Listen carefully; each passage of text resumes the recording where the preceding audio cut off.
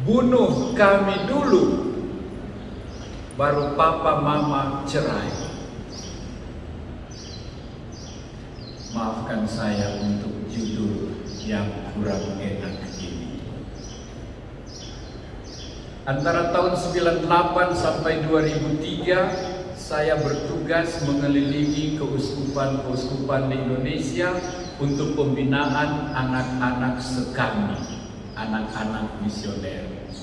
Di salah satu keuskupan saya diperkenalkan dengan dua kakak beradik kelas 2 dan kelas 4 SD sebagai penyelamat keluarga. Saya kaget, kecil-kecil bisa jadi penyelamat keluarga, bagaimana mungkin? Lalu dua anak itu berkisah. Papa mama sudah selama berkelahi, papa mama selalu ribut, dan kami berdua hanya ketakutan di balik pintu. Kami ketakutan di bawah meja, kami bersembunyi, kami takut, kami menangis. Sampai pagi itu, papa baru pulang, lalu mama mengamuk. Mereka berkelahi berjam-jam, piring terbang, saling sepak, kejar mengejar. Hari itu hari Minggu, kami berdua harus ke gereja. Kami sudah mandi, sudah ganti baju, tapi kami takut keluar kamar karena di muka situ papa mama berkelahi. Lonceng kedua sudah berbunyi. Kami ingin sekali datang sebelum misa, tapi kami takut ada papa dan mama sementara berkelahi. Lalu ketika kami tidak tahu buat apa, kami berpikir berdoa saja. Lalu kami nyalakan lilin di depan patung Bunda Maria yang ada di kamar dan kami berdoa. Sementara di luar perang saudara terjadi, dua anak ini berlutut, berdoa, menangis dengan air mata meleleh. Selesai berdoa, di luar belum juga reda. Mereka teringat lagu sekolah minggu. Oh mama, oh papa, percayalah, rumahku di sanalah. Surga tempat yang indah, sama Tuhan selalu. Oh mama, oh papa, percayalah.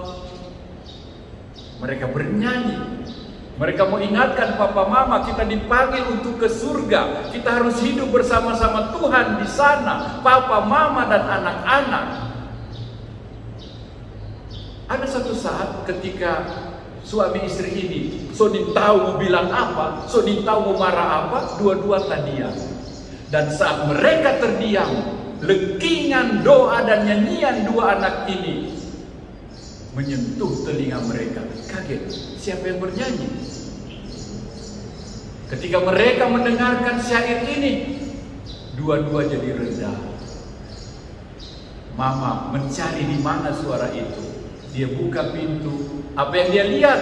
Dua anak bertelut berlutut, berangkulan di muka Arca Maria dengan air mata mengalir sambil berdoa dan menangis. Sang ibu tersujud di situ, diam 1000 bahasa. Suaminya juga ingin tahu ada apa di dalam. Anak ini terus bernyanyi. Dia juga terduduk di situ berlutut. Akhirnya ibu masuk, memeluk anak itu. Suaminya juga ikut masuk. Dan dengan berwibawa, anak yang tua berbalik menghadap papa mama dan dia katakan, bunuh kami dulu, baru papa dan mama cerai. Kami tidak mau menderita, kami tidak mau susah. Adiknya yang kecil dengan polos memegang mamanya. Mama, masukkan aku lagi di perut mama. Aku tidak mau di dunia seperti ini. Biar aku tidak lahir-lahir, aku di perut mama saja. suami istri itu berangkulan dan berjanji pada anak-anaknya, papa mama tidak akan bunuh kamu, papa mama tidak akan masukkan kamu lagi ke rahim mama, papa mama minta maaf, kami tidak akan bercerai. Mengapa jangan bercerai?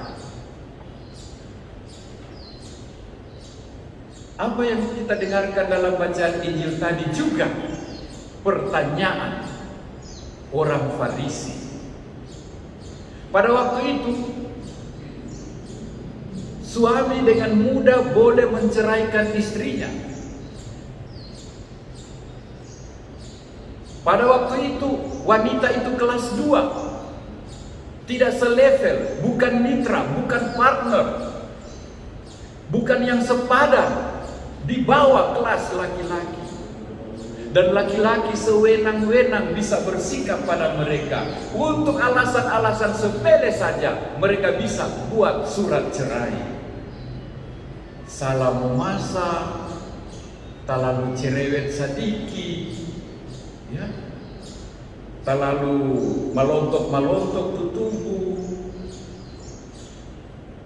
Untuk hal-hal sepele mereka dengan mudah diceraikan. Dan itu memang terjadi.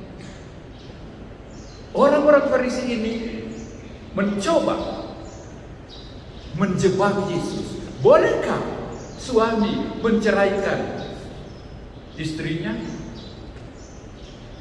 Yesus tahu maksud mereka. Yesus tanya, apa yang Musa ajarkan pada kamu? Mereka jawab dengan benar. Oh, Musa mengizinkan kami. Musa mengatakan bahwa kami boleh membuat surat cerai. Lalu perceraian bisa terjadi. Apa kata Yesus? Benar. Musa mengizinkan kamu menulis surat cerai karena ketegaran hatimu. Saudara-saudari, benarkah Musa kasih izin? Benar. Dan syaratnya itu harus buat surat cerai. Bapak Ibu jangan pikir gampang bikin surat cerai seperti sekarang. Supaya banyak dari fotokopi, kurang mau copy paste, ganti nama, ganti tanggal, meterai 6.000 sudah cerai, bubar, bebas. Pada zaman Musa 1500 tahun sebelum Yesus, maaf, orang Israel tidak ada yang tahu menulis. Mungkin cuma Musa satu-satunya yang tahu menulis saat itu, karena dia belajar di istana Putifar, di istana Firaun di Mesir. Orang-orang Israel tidak tahu menulis. Maka maksud Musa mengatakan kamu harus menulis surat cerai adalah satu peraturan yang sangat mustahil, sangat sulit. Berarti mereka harus bujuk Musa, tulis akam dah, ditorang tanda tangan, cap jempol atau mungkin 2 jempol. Musa bermaksud dengan aturan itu mau menyelamatkan wanita, hak mereka, martabat mereka, agar jangan diperlakukan seenaknya. Musa berusaha melindungi wanita dengan memberikan izin yang waktu itu sangat-sangat mustahil. Memang sesudah 1500 tahun orang Israel sudah bisa menulis di zaman orang Farisi, dan mereka manfaatkan. Musa gak usah bilang. Padahal pada konteks waktu itu tidak ada orang yang tahu menulis kecuali Musa. Nah, Yesus tidak hanya menunjuk kepada Musa dan mengingatkan ketegaran hati mereka. Yesus mengatakan, padahal pada awal mula tidak begitu. Lalu Yesus menunjuk aturan yang paling dasar, yakni pada awal mula Allah menciptakan pria dan wanita, laki-laki meninggalkan keluarga untuk datang bersatu, satu tubuh, satu daging, dan mereka tidak boleh diceraikan. Yesus mau mengatakan bahwa bagi Allah perkawinan itu kudus. kudus, suci, saleh. Bahwa perkawinan itu agung, sangat pribadi, sangat personal. Hanya dua orang saling mencinta sungguh-sungguh yang bisa mengalaminya, bisa merayakannya sebegitu mendalam. Dan Tuhan ingin ini diabadikan. Tuhan ingin ini bersatu terus. Inilah alasan pertama mengapa Tuhan menghendaki tidak adanya perceraian. Alasan kedua, sepanjang sejarah keselamatan, Allah menunjukkan dirinya sebagai Allah yang pengasih dan penyayang. Allah tidak pernah mundur, Allah tidak pernah menyerah, Allah tidak pernah balik belakang dari umatnya. Allah menjanjikan, aku Allahmu dan kamu umatku. Allah menjanjikan Firdaus, keselamatan, kebaikan, tinggallah bersamaku di Taman Eden, taman Tuhan. Apa yang terjadi? Adam dan Hawa berkhianat pada Tuhannya. Adam dan Hawa berdosa. Tuhan tidak membunuh mereka, Tuhan tidak berhenti mengasihi mereka. Tuhan malah menjanjikan, aku akan memutus penebus dan penyelamat. Begitu dengan bangsa Israel. Mereka dibebaskan dari Mesir, bersungut-sungut. Mereka ganti Allah dengan dewa-dewi. Mereka bikin lembu emas dan menyembah itu. Allah tidak mundur, Allah tidak berhenti. Allah tidak memisahkan diri dari mereka. Allah tetap menawarkan pengampunan dan kasih. Ketika mereka tiba di tanah terjanji, mereka ikut dewa-dewi kafir bangsa-bangsa di sana. Allah tidak menghukum, Allah tidak mundur, Allah tidak lari, Allah tetap setia. Maka dalam kamus cinta Allah tidak ada perpisahan, tidak ada perceraian. Begitu juga ketika Yesus datang, Dia mengasihi kita sehabis-habisnya sampai mati. Apapun dibuat dunia, apapun dibuat manusia, ini tubuhku, ini darahku. Tuhan mengasihi kita sampai mati. Dan Yesus berpesan, hai suami, kasihilah istrimu, hai istri, kasihilah suamimu, seperti aku mengasihi gereja. Bagaimana? Sampai mati, sampai habis. Apapun yang terjadi, apapun penolakan, kesulitan, khianat yang terjadi, Allah tidak mengenal istilah perpisahan. Allah tidak mengenal kata perceraian. Itulah sebabnya Allah ingin kamu juga menjadi berkat. Mazmur antar bacaan tadi dinyanyikan dengan bagus. Allah memberkati kamu. Rahmat Tuhan cukup bagi kamu. Berbahagialah istri-istri, berbahagialah suami-suami yang takwa akan Tuhan. Kamu akan diberkati, kamu akan berbuah, kamu akan memberikan hasil yang membahagiakan. Alasan ketiga, mengapa Tuhan menghendaki persatuan suami istri? Karena setiap perceraian merugikan anak-anak. Karena setiap perpisahan menelantarkan, menyulitkan, membebani anak dengan beban, trauma, ketegangan, kebingungan, ketakutan.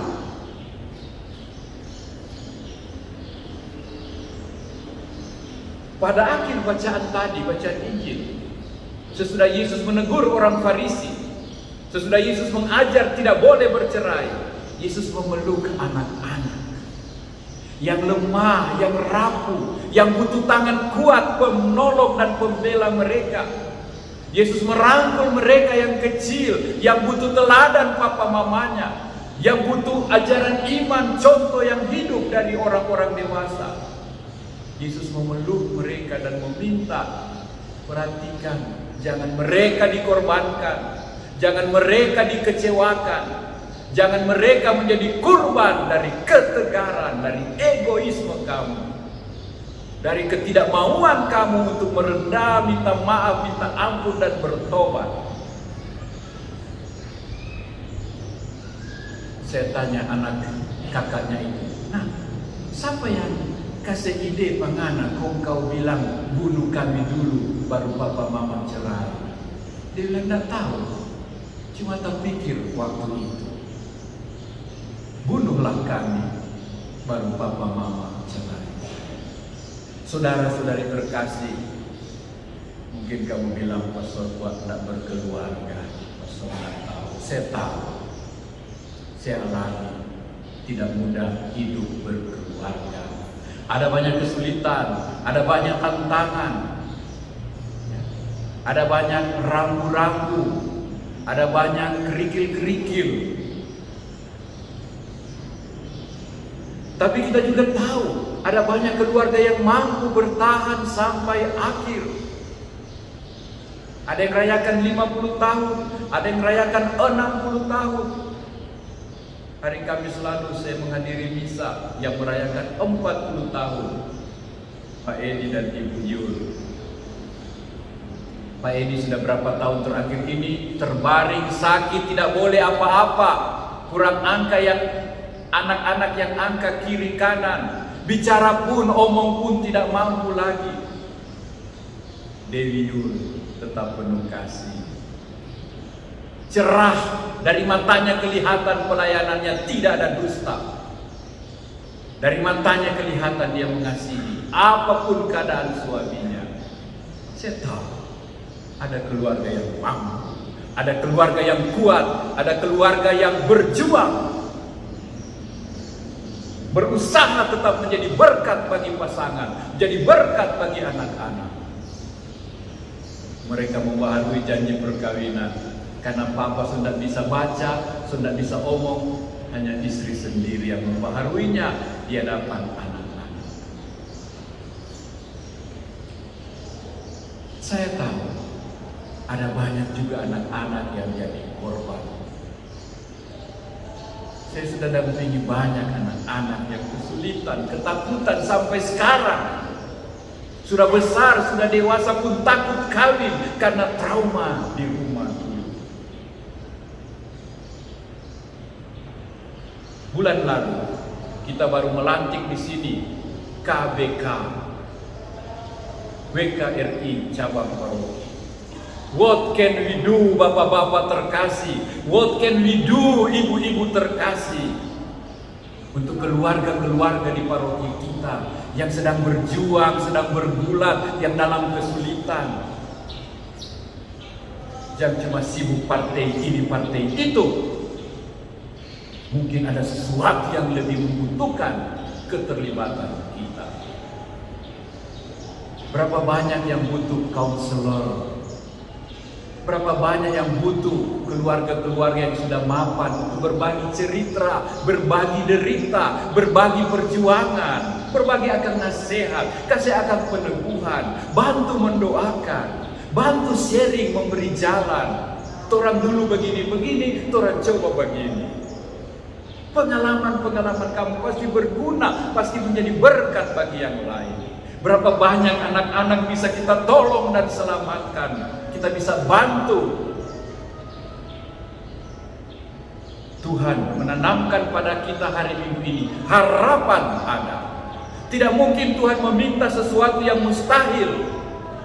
Tidak mungkin Tuhan meminta dari kita sesuatu yang tidak mungkin. Kalau Tuhan minta kita setia, kalau Tuhan minta kita mengasihi, memaafkan, Tuhan tahu itu mungkin, kecuali karena ketegaran hati. Ini bukan saatnya mencari siapa salah. Ini saatnya kita ingat bahwa Tuhan ingin kita saling mengasihi, bahwa Tuhan ingin kita saling menjadi berkat bagi satu sama lain. Terima kasih Ibu Bapak, keluarga yang sudah berjuang apapun berat pahitnya salib keluarga. Atas nama anak-anakmu, terima kasih banyak. Untuk keluarga yang sementara dalam kesulitan, berharaplah, berdoalah. Tuhan tidak meminta yang mustahil. Lembutkan hatimu.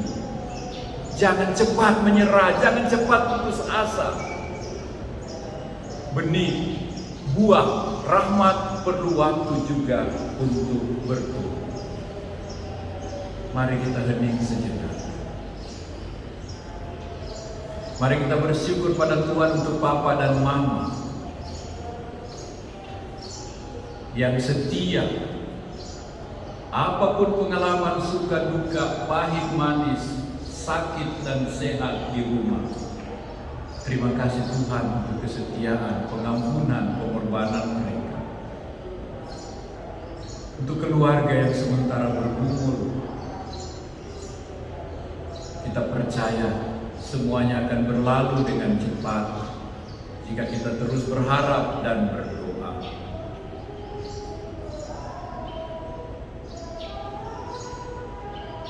Tuhan menghendaki kita menjadi berkat, dan itu mungkin.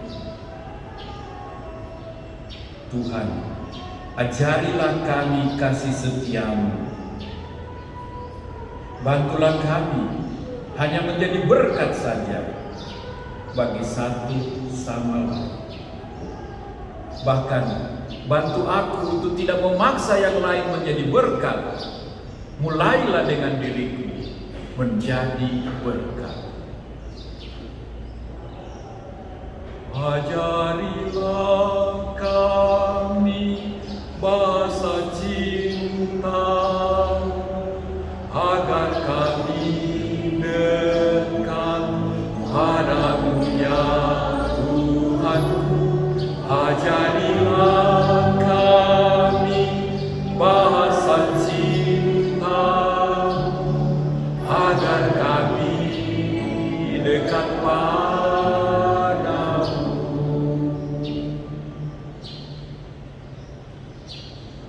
Saya berdoa Tuhan memberkati, menjadikan keluarga kita semua berkat bagi dunia, bagi gereja terutama.